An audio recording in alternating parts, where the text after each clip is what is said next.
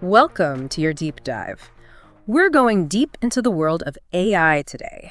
Well, not just AI in general, but something pretty specific and honestly, kind of sneaky AI bias. AI bias. Yeah, have you ever seen those old Memorex commercials? The ones where Ella Fitzgerald hits that high note Yeah, and shatters the glass and you can't even tell if it's live or a recording? right.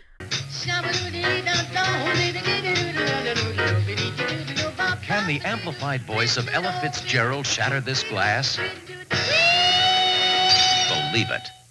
Ella Fitzgerald on Memorex cassette tape with MRX2 oxide. Can Memorex shatter the glass? Now we ask, is it live? Or is it Memorex?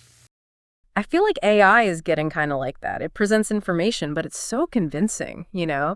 It's hard to know if what we're seeing is actually true or if it's just echoing some existing bias.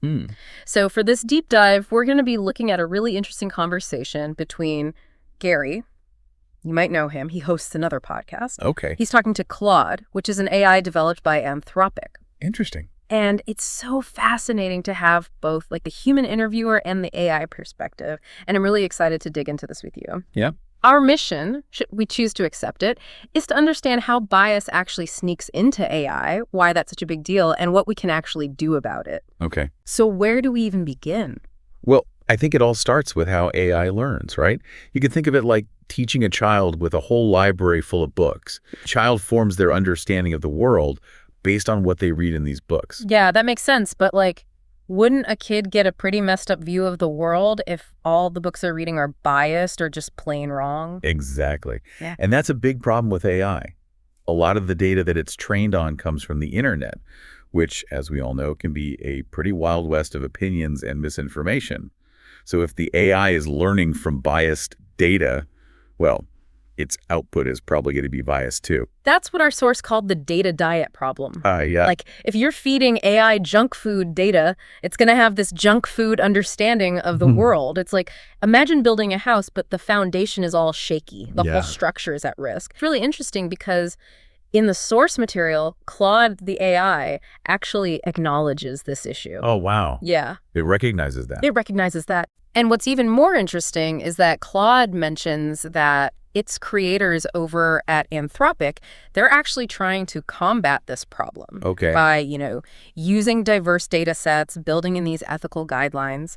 But even Claude admits that it is a challenge. Imagine trying to filter out all the bias and inaccuracies on the entire internet. It's like a Herculean task. It really is. It's massive. It seems almost impossible to have a perfectly neutral data set for AI, even with the best intentions. Yeah, especially when you consider that data is constantly evolving, right? So something that might be considered unbiased today could be viewed as biased tomorrow. That's a really good point. Yeah. So where do we go from here? If we can't totally get rid of bias, how can we be sure that we're not just blindly accepting whatever the AI is spitting out? That's the question, isn't it? And I think it leads us to this next crucial point, which is what we call the illusion of objectivity. Okay, so we've been talking about how tough it is to get rid of all that bias in the data used to train AI. But here's where things get even trickier. It's not just the data itself, but how AI presents the information that makes this bias so hard to spot. Yeah, it's what we call the illusion of objectivity. See, AI often gives its findings in a structured and concise kind of way. And that can make it sound really authoritative, here's the answer, no need to question it. Right, case closed. Exactly.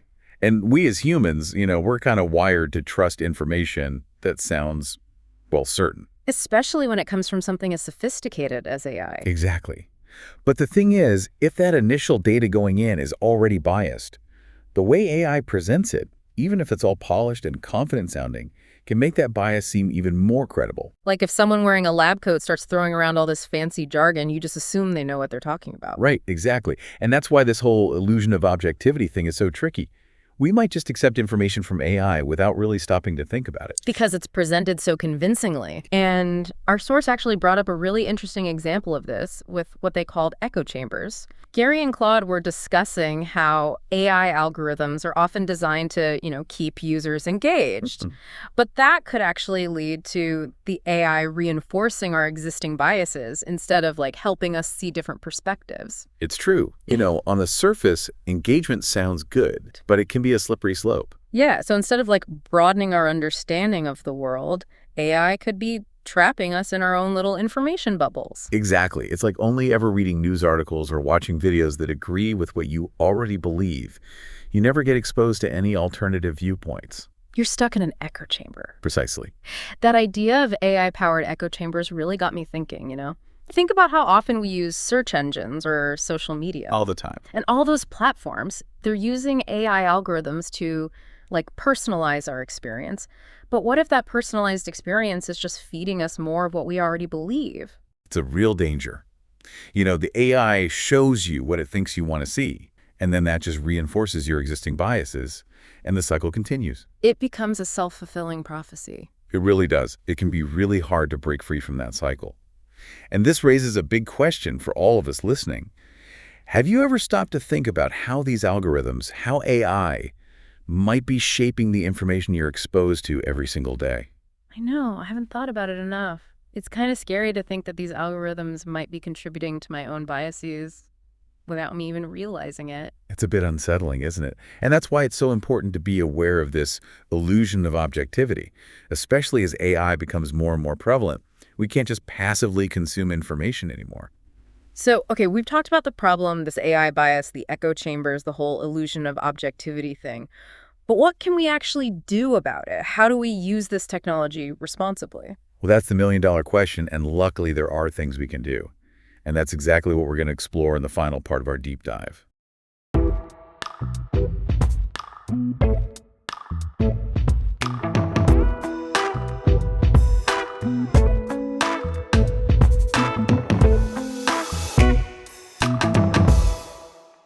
So we've uncovered some, kind of unsettling stuff about AI bias. Yeah, we have. The data diet problem, those sneaky echo chambers, the whole illusion of objectivity thing. It feels like there's a lot of potential for AI to kind of lead us down the wrong path. That's a valid concern. But is there a way to use this technology responsibly? Can we actually harness the power of AI without falling into all these traps? It's not all doom and gloom. Yeah. The fact that we're having this conversation, that we're aware of these potential pitfalls, that's a huge first step. And Claude, the AI from our source material actually made a similar point. It argued that just acknowledging the potential for bias is a crucial part of mitigating it. That makes sense. Awareness is definitely key. Yeah, and for the people who are actually developing AI, this awareness means constantly trying to improve the quality and diversity of the data they're using for training. And also being upfront about the limitations of AI, prioritizing those ethical considerations. Right, like building AI with a conscience. Exactly, but it's not just on the developers, right? We as users also have a responsibility to be more critical and discerning when it comes to the information we're consuming. Absolutely. Yeah. We can't just passively accept everything AI tells us at face value, especially when it sounds really confident and certain. AI is a tool, and like any tool, it can be used for good or bad. So it's more about viewing AI as a partner, right? Something that can help us enhance our own critical thinking skills instead of replacing them altogether. I think that's the ideal scenario. AI can be a powerful asset when it comes to solving problems and gaining insights. But we need to approach it with a healthy dose of skepticism. Gary, the host in our source material, ended his conversation with Claude with this really thought-provoking line.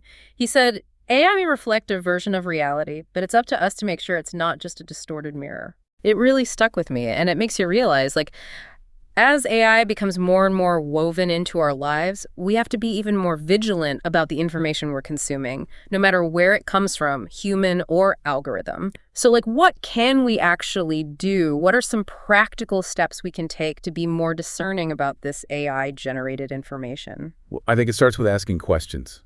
Don't be afraid to challenge the information that AI presents. Look for different perspectives. Read articles from a variety of sources. Have conversations with people who hold different viewpoints. So being an active participant in the whole information gathering process, not just passively absorbing whatever's being fed to us. Exactly. And it's important to remember this isn't just about AI. We all bring our own biases and preconceptions to everything we do. So, being aware of our own biases can help us be more critical of all information. Whether it comes from a person or a machine. Exactly. Wow, this has been a seriously eye-opening deep dive. I feel like I have a much better understanding of all this stuff now. Me too. It's been a great discussion. And I think it's important to remember that this is really just the tip of the iceberg. There's so much more to uncover when it comes to AI and its impact on, well, everything. It's a constantly evolving field, that's for sure. But we'll be here to dive into those topics with you on future episodes. Until then, keep learning, keep questioning, and, as always, keep exploring.